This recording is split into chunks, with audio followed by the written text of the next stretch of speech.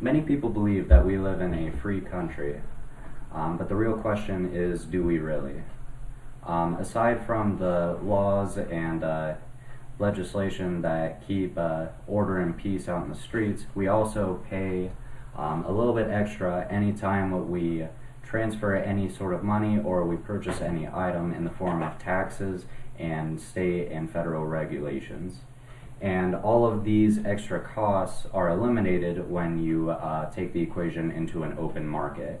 And perhaps the closest the US has ever come to having an open market would be the creation of Bitcoin.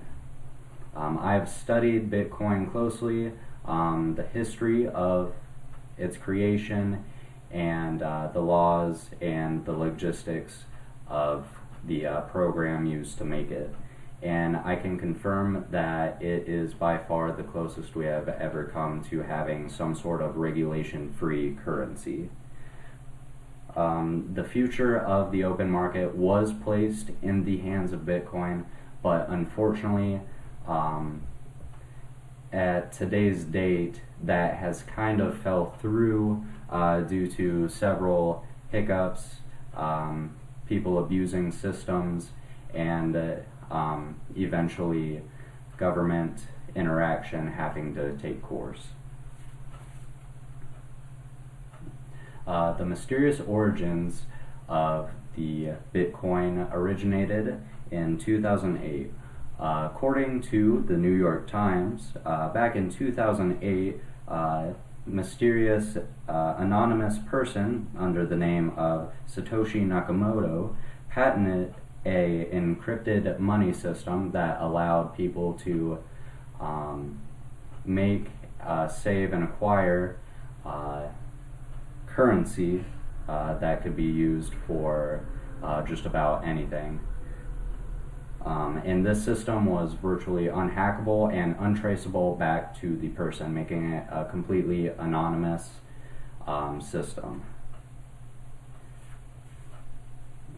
And over the course of the many years to come, the popularity of Bitcoin rose, and with the popularity rising, so did the price of the individual Bitcoins.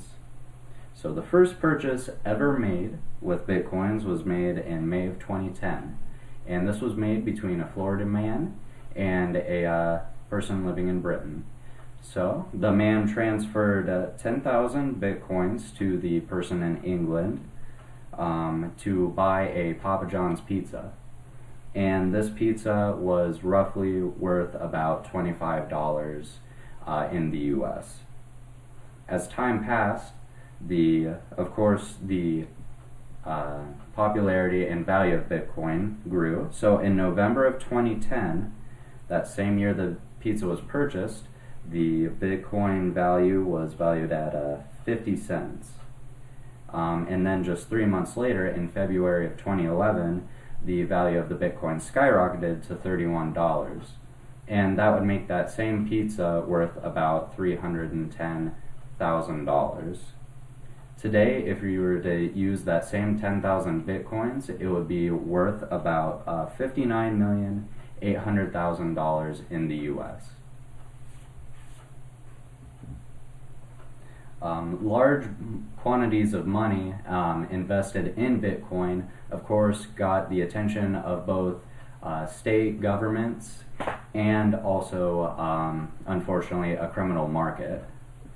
A popular site used called the Silk Road on the dark web was used to sell illegal merchandise and services such as sex trafficking or drug distribution. And because of this national security risk, the government was forced to come in and put regulations on the Bitcoin. In June of 2014, a Bitcoin tracking device was created that allowed people to search for the anonymous user that was spending Bitcoins. and this eliminated the anonymous side of Bitcoin, of course, putting a face to whoever was buying what on websites such as the Silk Road. Along with this, several states passed regulations that required people to pay for forms and contracts in order to obtain and distribute Bitcoins, removing, of course, the regulation-free side of Bitcoin, which allowed people to transfer currency in any way they wanted. The beginning of the Bitcoin showed great promise. Its rise in popularity created a great market for it to survive in, but unfortunately, because of the uses in criminal activity and its untraceableness, it was unable to maintain regulation free. And I will leave you with this little bit. As an American, it's important to explore your freedom, but sometimes, in some cases, it is important, or the good of the many outweigh the rights of the few. Thank you.